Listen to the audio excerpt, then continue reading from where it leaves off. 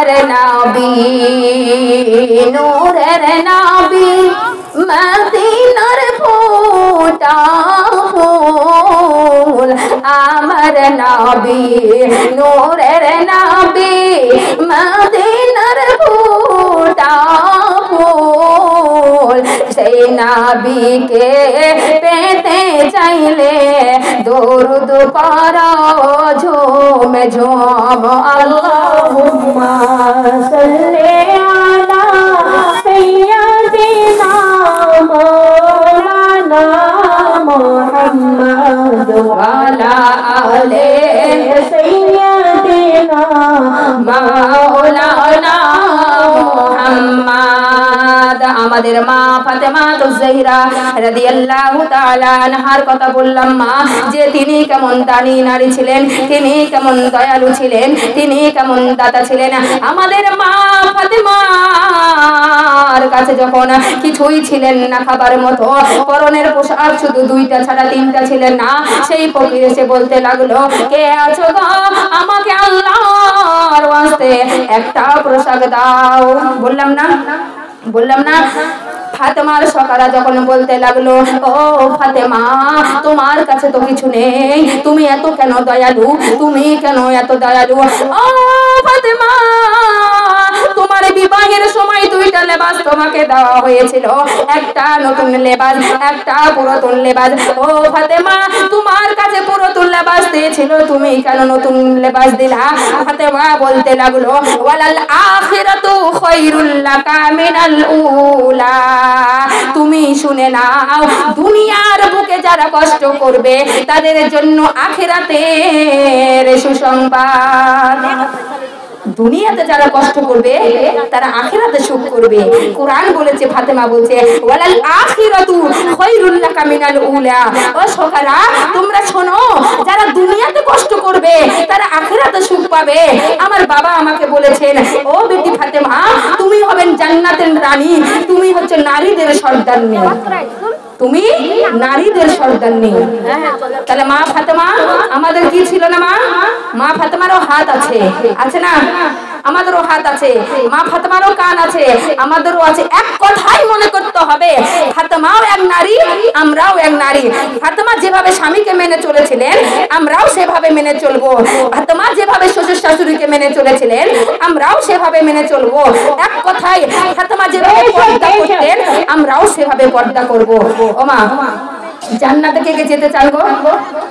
জান্নাতে কে কে যেতে চান? একটু হাতটা খাড়া করবেন। কেউ যাবেন না? আল্লাহু আকবার, আল্লাহু আকবার।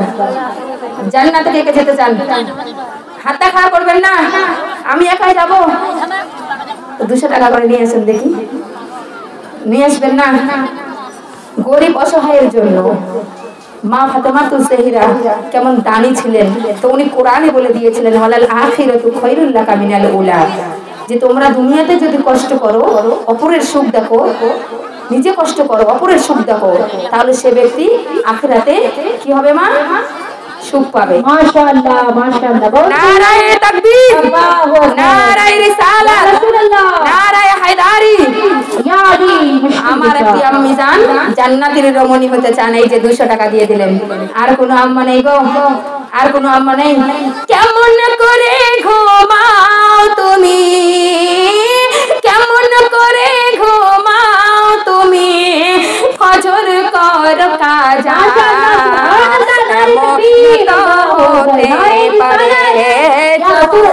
জানাজা। কেমন করে ঘুমাও তুমি, ফজর কর কাজা। সুবহানাল্লাহ সুবহানাল্লাহ মাশাআল্লাহ। কেমন চুপ করেন মা, আজান দিলে কথা বলতে হয় না, চুপ করেন একটু 5 মিনিট।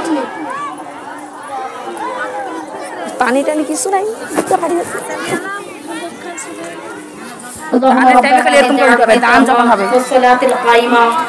آتي سيدنا محمد الوسيلة والفضيلة والدرجة الرفيعة وبعثه مقاما محمودا الذي وعدته وارزقنا شفاعته يوم القيامة إنك لا تخلف الميعاد برحمتك يا أرحم الراحمين.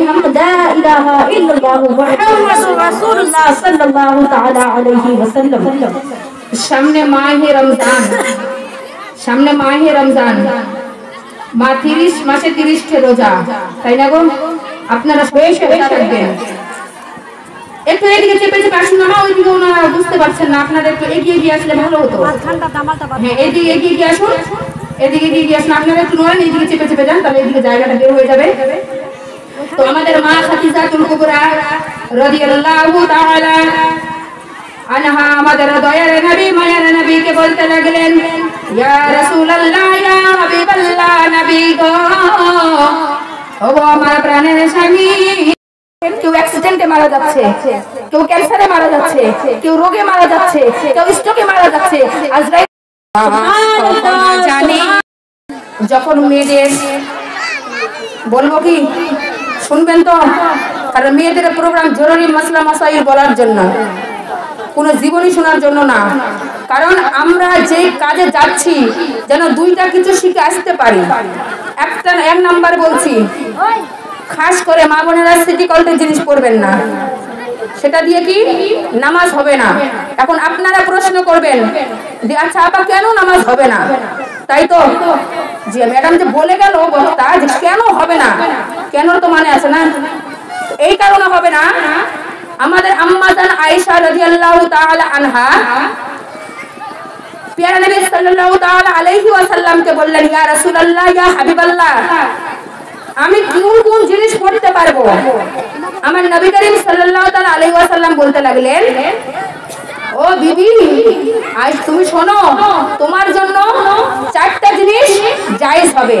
কয়টা বললাম? 4টা জিনিস জায়েজ হবে। তো আম্মা জান আয়েশা বলতে লাগলেন, আচ্ছা কি কি জায়েজ হবে একটু শুনি। তো বলতে লাগলেন, ও বিবি আয়েশা শোনো, তোমার জন্য জায়েজ হবে 1 নাম্বার কাঁচের চুড়ি, 2 নাম্বার প্লাস্টিক, 3 নাম্বার চাঁদি, 4 নাম্বার সোনা। কয়টা বললাম? 1 নাম্বার কাঁচ, 2 নাম্বার প্লাস্টিক, 3 নাম্বার চাঁদি, 4 নাম্বার সোনা। তো আম্মা জান আয়েশা বলতে লাগলেন, ইয়া রাসূলুল্লাহ ইয়া হাবিবাল্লাহ, এগুলো কেন আমার 4টা জিনিস বাদ দিয়ে অন্য জিনিস পড়ে কেন নামাজ হবে না? তো আমাদের নবী করিম সাল্লাল্লাহু আলাইহি ওয়াসাল্লাম বলতে লাগলেন যে তোমার 4টা জিনিস জায়েজ হবে, বাদ বাকি যেগুলো আছে সিটিকল লোহা তাম্বা সেগুলো অন্য ধাতু দিয়ে তৈরি, এক কথা না জায়েজ অথবা হারাম। তাহলে এখান থেকে বুঝে নিলেন যে এগুলো দিয়ে নামাজ কি হবে না, নামাজ হবে না। 2 নাম্বার আসলেন, সর্বপ্রথম মা অজুর কথা বলে যাই। মা বোনেরা অজু করছে, অজু যদি শুদ্ধভাবে না করা হয় তো তার নামাজ হবে না। অজুর আগে গোসল যদি শুদ্ধ যদি না করা হয় তার অজু হবে না। সেই অজু যদি না হয় তার নামাজ হবে না, আর নামাজ যদি না হয় তার দোয়া কবুলও হবে না। তাহলে এখান থেকে বোঝা গেল যে আমাদের আগে গোসল শুদ্ধভাবে করতে হবে। যদি কোনো আমাদের শরীরের মধ্যে একটা জায়গার মধ্যে নোংরা অথবা সন্দেহ জিনিস, ভালোভাবে বুঝতে পারছেন তো? বুঝতে পারছেন তো আপনারা? দক্ষিণ দিনাজপুর থেকে এসে তো বলবেন না যে আপাটা আসে আবার ভালোভাবে বুঝিয়ে দিয়ে যাননি। আপনারা এসেছেন 2টা জিনিস শিখে যান। শুধু জীবনী শুনে পাগল হলে হবে না, আর গজল শুনে পাগল হলে হবে না, কিছু শিখতে হবে। বুঝতে পেরেছেন তো? কি বললাম, যদি কোনো সন্দেহ জিনিস আমাদের শরীরের মধ্যে থাকে আপনারা বুঝতে পারবেন, তাকে কি করতে হবে? পাক করতে হবে, এক কথা শুদ্ধভাবে গোসল করতে হবে, তারপর ভালোভাবে ওযু করতে হবে। তো গোসলের কয়টি ফরজ? 3টি ফরজ। 1 নাম্বার কি? কুল্লি করা, 3 বার গড়গড়া করতে হবে। 2 নাম্বার নাকের নরম মাংসে পানি পৌঁছাতে হবে। 3 নাম্বার সর্বশরীর ধুয়ে ফেলতে হবে। বুঝতে পেরেছেন? বুঝতে পেরেছেন তো? কি কি বললাম? কি কি বললাম? বুঝতে পেরেছেন মা? এগুলো বোঝার কথা। কারণ মা দেখেন আপনারা যদি শুদ্ধভাবে না পারেন তো নাপাক অবস্থায় কবরে যেতে হবে, আর কবরে গেলে তো আযাব হবেই, ওই নাপাকের কারণে আরো আযাব হবে, তাই না মা? তো মা ফাতেমাতুজ জাহরা রাদিয়াল্লাহু তাআলা আনহা তিনি কিভাবে শুদ্ধভাবে থেকেছিলেন, কিভাবে নাপাক থেকে বেঁচেছিলেন, কিভাবে তিনি পর্দা করেছিলেন, সেভাবে আমাদের হতে হবে। ঠিক আছে মা? 2 নাম্বার আসলেন এই রমজান মাসের রোজা। 30টি রোজা করবেন, কিন্তু রোজা অবস্থায় যদি আপনাদের মিথ্যা কথা হয় তো সেই রোজা কি হবে? মাকরুহ হয়ে যাবে। সেই রোজা কি মাকরুহ হয়ে যাবে। তাহলে রোজা অবস্থায় মিথ্যা কথা হবে না? হবে না। ঠিক আছে।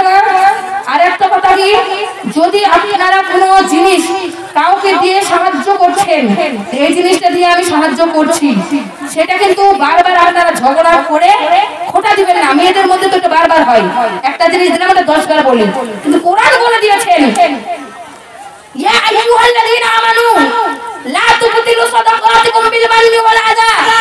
হে ঈমানদারগণ, তোমরা যদি কারো কোনো জিনিস দিয়ে সাহায্য করো তো বারবার তাকে খোটা দিও না, নইলে তোমাদের ঈমান নষ্ট হয়ে যাবে।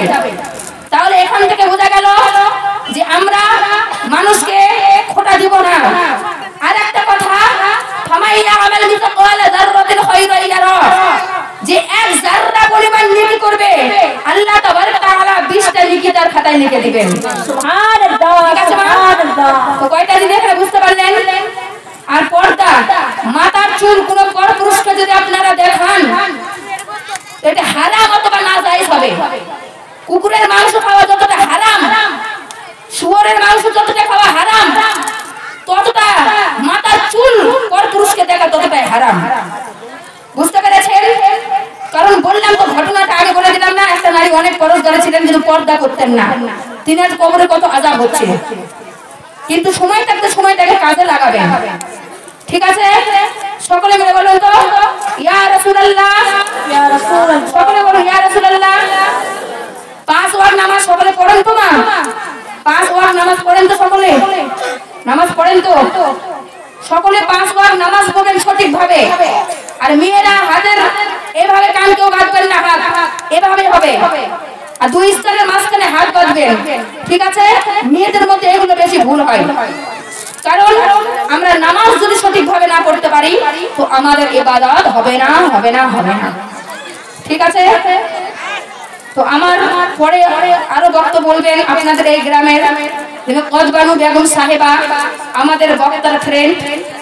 তিনি বিভিন্ন জায়গায় তাকরীর করেন, অনেক ভালো ভালো, কিন্তু হয়তো আমরা বা গ্রাম থেকে যাই, কিন্তু গ্রামের মানুষ নানান বিভিন্ন ধরনের কথা বলে যে যিনি যায় কোথায়, কিন্তু না, আল্লাহ রাসূলের নাম করে ঘর থেকে বের হয়, আল্লাহ রাসূলের প্রশংসা করতে গিয়ে যান।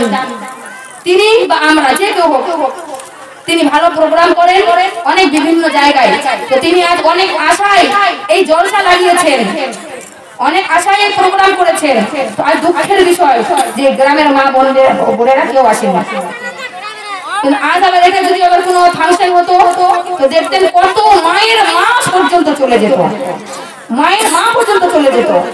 যদি লাঠি দিয়ে ধোকা নিয়ে বেড়াতো তাও বলবো যে বাবা ডিগ ডিগ করে বাঁচতে যাবো, আমি দিদিও বাঁচবে, ওই বুড়িও বাঁচবে, সবাই বাঁচবে, তাই না মা? কিন্তু না, না যাই হবে ওগুলো।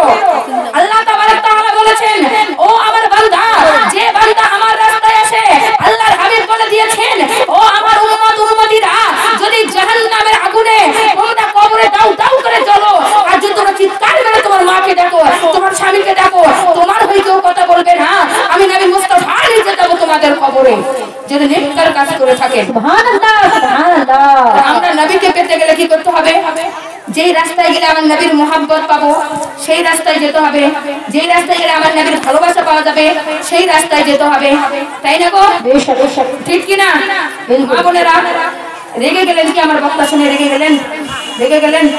আগে নিজেকে পরশদার করতে হবে মা।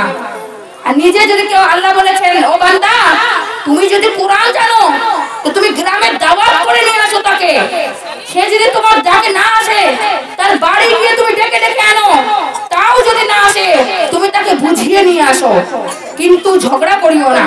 কোরআনের দাওয়াত দিয়ে তাকে কোরআন শেখাবেন। বুঝতে পেরেছেন? কারণ দিন চলে গেলে আর এই দিন পাবেন না। আজ হয়তো আমরা বেঁচে আছি, কাল হয়তো নাও থাকতে পারি, আজ হয়তো আমরা এখান থেকে প্যান্ডেল থেকে বাইরে যেতে পারবো কিনা তার কোনো ঠিকানাই। আজরাইল কার কাছে কখন চলে আসবে? আজরাইল আসার আগে আমাদের কি করতে হবে মা? আমাদের কি করতে হবে? আখিরাতের কাজ করতে হবে। শুধু ইউটিউব থেকে বক্তা দেখলে হবে না, তার আকীদা দেখতে হবে, তার সালাহাত দেখতে হবে। বুঝতে পেরেছেন মা? তাহলে এখান থেকে বোঝা গেল কি যে আমাদের নামাজ শুদ্ধভাবে পড়তে হবে। ওযুর ফরজ কয়টি বললাম? 6টা। গোসলের ফরজ কয়টি বললাম? 3টা। তাহলে গোসলের ফরজটা আমাদের সবথেকে প্রয়োজন বেশি। বুঝতে পেরেছেন সকলে? বুঝতে পেরেছেন? সেটা ঠিক করে করতে হবে। কারণ আমাদের মা ফাতেমা তুজহিরা রাদিয়াল্লাহু তাআলা আনহা যদি আঁচল ধরে কেউ পেতে চায় তো তাকে শুদ্ধ হয়ে চলতে হবে। মা ফাতেমা তুজহিরা বিভিন্ন জায়গায় অনেক গালি গালাজ খেতেন তিনি, তবু ইসলাম ছাড়েননি। তিনি ইসলাম ছাড়েননি। আজ আমরা এখান থেকে ওখানে যাচ্ছি, মা যদি কেউ কিছু বলে তো আমরা সংসার কি করছি, মনটা মলিন হয়ে থেকে যাচ্ছি। কিন্তু মা না, মা খাদিজাতুল কুবরা রাদিয়াল্লাহু তাআলা আনহা যখন মনটা মলিন হয়ে আছে, আর নবী মুস্তাফা বলেছেন, ও বিবি খাদিজা তুমি কেন মনটা মলিন হয়ে আছো? আমাদের দয়ার নবী মায়ার নবী বলতে লাগলেন, ও আমার বিবি খাদিজা তুমি শোনো শোনো, তোমার মুখটা কেন মলিন দেখাচ্ছে বিবি? ও বিবি খাদিজা তুমি আমাকে দুনিয়ার বুকে এমন ভালোবাসা দিয়েছো বিবি যে আমি কখনো ভুলতে পারবো না, আমি কখনো ভুলতে পারবো না। আম্মা জান আয়েশা জিজ্ঞেস করলেন, ইয়া রাসূলুল্লাহ, ইয়া হাবিবাল্লাহ নবী গো, আপনি বারবার খাদিজা খাদিজা কেন করেন? খাদিজা তো 40 বছরের বিধবা নারী ছিলেন, আপনি তার কথা কেন বারবার বলেন? খাদিজা 40 বছরের বিধবা নারী ছিলেন। তো আয়েশা যখন বললেন এভাবে, নবী মুস্তাফা বলতে লাগলেন, ও বিবি আয়েশা তুমি শোনো, এভাবে বলো না, কারণ আমার দুঃখের সময় যখন কেউ ছিল না, এক ফোঁটা পানি দেওয়ার মতো কেউ ছিল না, কিন্তু আমার খাদিজা ওই টাইমে আমার পাশে ছিল। আর আমার খাদিজাকে যদি আমি না পেতাম, আমি মা ফাতেমাকে পেতাম না। মা ফাতেমা যদি না আসতো, ইমাম হাসান হোসেন আসতো না। ইমাম হাসান হোসেনকে যদি না পেতাম তো আমি কারবালা পেতাম না। কারবালা যদি না হইতো তো আমি আমার উম্মতিদের রাখার জায়গা পেতাম না। বুঝতে পারলেন আমার ভাষাটা? তো আমাদের দয়ার নবী মায়ার নবী আমাদের জন্য কতই না কান্নাকাটি করে মা, কিন্তু আজ আমরা দুনিয়ার বুকে কি বুঝতে পারি না। তাহলে আগে ঈমানটাকে তাজা করতে হবে, আগে নিজের দিলটাকে ঠিক করতে হবে। মানে ঈমান, আগে ঈমানটাকে মজবুত করতে হবে, তারপর পরের দিকে লক্ষ্য করতে হবে। বুঝতে পেরেছেন মা? যদি পারেন তো স্বামীর বেশি বেশি করে প্রশংসা করবেন। স্বামী যদি আপনাকে দুঃখের মধ্যেও রাখে তাও বলবেন আমি সুখে আছি। বুঝতে পেরেছেন? স্বামী যদি কষ্টের মধ্যেও রাখে তাও বলবেন আমি সুখে আছি। কারণ স্বামীর বিপদ এমন এক বিপদ যে এই আযাব সহ্য করার মতো না। সামান্য দুনিয়ার বুকে আমাদের যখন একটু আঁচ লাগে তো আমরা সহ্য করতে পারি না। ওটা তো সেই আযাব, যেই জায়গায় গেলে আমরা মা মা করে চিৎকার করব, সে মা আপনার ওই কথা বলবে না। যেই জায়গায় সন্তানকে ডাকবো, সন্তান আপনার ওই কথা বলবে না। যেই জায়গায় স্বামীকে ডাকবো, স্বামী কথা বলবে না। কিসের জন্য? নিজের আমল ঠিক করতে হবে, নিজের আমলে আপনাকে পরিচয় দিতে ওই কবরে।